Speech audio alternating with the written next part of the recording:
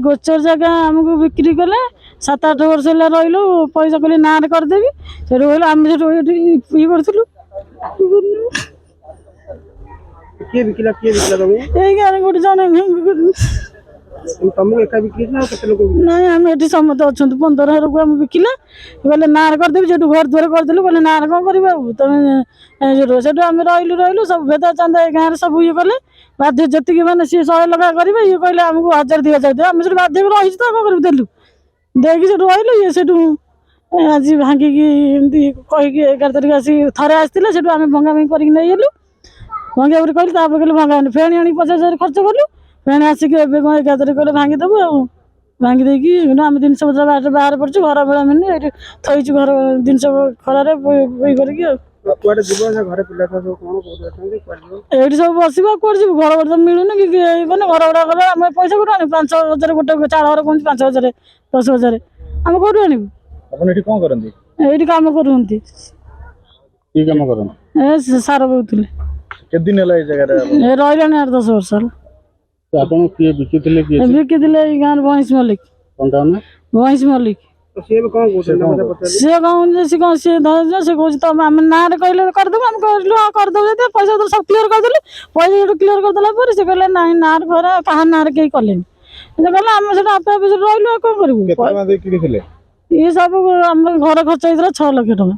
अपन को आगु नोटिस आस्तला ना जे भांगी दोछन ना नोटिस आसला जो मझिरे जो आसला आम कहले तापर भांगिलेनी कहले 3-4 मास ब्रेक जो हेले आम भड़ा दे पाइलु आम कहले घर तो रहिला फेणी आसिक गाजुस्ट पकई देले केतना नोटिस आसी 2 थर आइला लास्ट से मझिरे आइतले जमती आपण देखुछंती आज हमर 5 दिन रु आज प्रथम दिन मास एविक्शन काम चली मौजा नुआगढ़ रे 482 नंबर प्लॉट अच्छी एटा गोचर प्लॉट अच्छी एथरो किछि जमी आमे आईटीआई रे एक्सपेंशन पई चिन्हट करिछु विगत 8-10 मास हो आमे बारंबार नोटिस करबा सत्वे मध्य एठारे जो माने लोक अछंती जो माने जबरदखलकारी अछंती से माने भूमि छाड़ी नथिले तेणु आदि बाध्य होइकी सब सरकारी प्रोसेस सरिला परे पुलिस प्रशासन सहायता रे आपण जन देखुथिबे एडिशनल एसपी सर निजे अछंती हमर आईआईसी लॉक पीएस अछंती आईआईसी अभयचंदपुर आईआईसी जटाधारी मोहन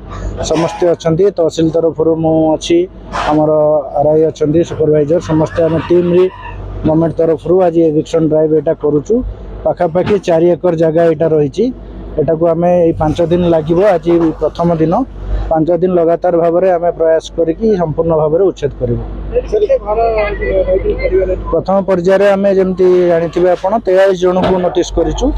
43 जनकर प्रथम आम एविक्शन करूँ परवर्ती स्तर में आगू आहरी जारी रहा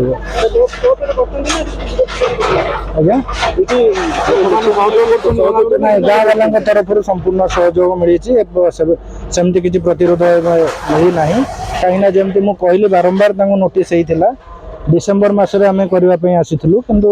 से किसी लोक रिक्वेस्ट करते पिलांकर पाठ पढ़ा था 9म 10म बोली तेणु आम से रिहाती देलु एवं एप्रिल मे मस हेलू पिला परीक्षा सरी जाइए जेहेतु जमीटी आम आईटीआई एक्सपेंशन दरकार हो तेणु यहाँ को आम संपूर्ण भाव में उच्छेद करूँ सर ये जो मैंने बसवास करते घर जो एविक्शन जो जगह अच्छी मैंने स्थानीय लोक ना बाहर आसी नहीं प्रायतः बाहर लोक स्थानीय लोक बहुत कम थे प्रायतः आमर जिला बाहर लोक ही प्राय ये रोच घर द्वार सब भांगी पिला अन गला जीव कड़े छोट छुआ को नहीं खरा सरकार जगह सरकार भांगिले आम जानी सर गाँव लोग जानते ना सरकार जगह वाला मुझे आवेदन करना आम जो आसिक चलू एटे आम पिला जो खरार कहलु आम कथा भी जानू पिला भोक उपास बुलू 8-10 वर्ष रही कौन करा मजदूरी खटुंते कौन करिए किस बकरा घर करते खर्च करते हमर 5 लाख टका खर्च होइछि ते कौन जमी के बिकला ना केमते बहुत धर बोली के बिक धरला के कौन बोलते अपन की बकरा करी केति देई ना देबू गुआड़ जीव ऐसा कौन कुआर जे हम एठी बसबो कोड़ी देबू हम दुख सुनिले लागे जा के हम जीव जोड़े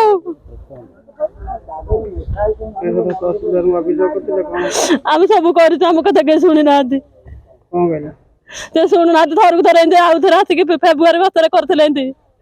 आम सब नहीं फेरी आसिक रही से भांगी दे था आमको दुख जड़ा पड़ ना ଏ ଖରାରେ ଯୋଉ ଭଳିଆ ଆମକୁ ଆଲୁ ଆଲୁ କରୁଛନ୍ତି ଆମକୁ ଆମେ ଜାଣୁଛୁ।